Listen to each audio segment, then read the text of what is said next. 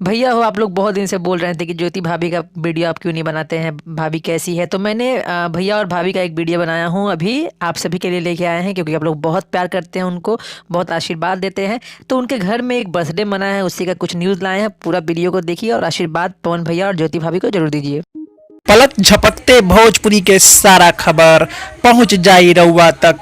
राउर आपन channel Bhojpuri star tube अगर देखो तानी तो सोची मौत, जाके कर दी सब्सक्राइब, घंटा के आइकन के दू हाली जरूर दबा देव। सब खबर फ्री में पहुंची रउआ तक। हमेशा आप लोग पूछते हो कि पवन भैया और ज्योति भाभी का एक साथ में वीडियो क्यों नहीं बनाते हो। दोस्तों खबर आती है तुम लोग जरूर बनाते हैं, लेकिन दोस्तों कुछ फैंस ने हमें ये खबर दिया है और कहा था कि वीडियो बनाने के लिए। आपको बता दें कि ज्योति भाभी के घर पर हुआ है पार्टी, बर्थडे था।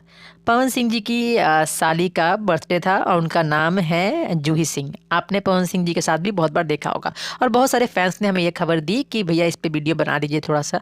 तो हमने वीडियो बनाया क्योंकि हम देखिए दोस्तों, आपको बता दूं कि पवन भैया और ज्योति भाभी के हर खबर को पाने के लिए हमारे दर्शक, हमारे सब्सक्राइबर, हमारे जो भी भोजपुरी समस्त परिवार है वो हमेशा चाहते हैं कि मैं खबर बनाता रहूं।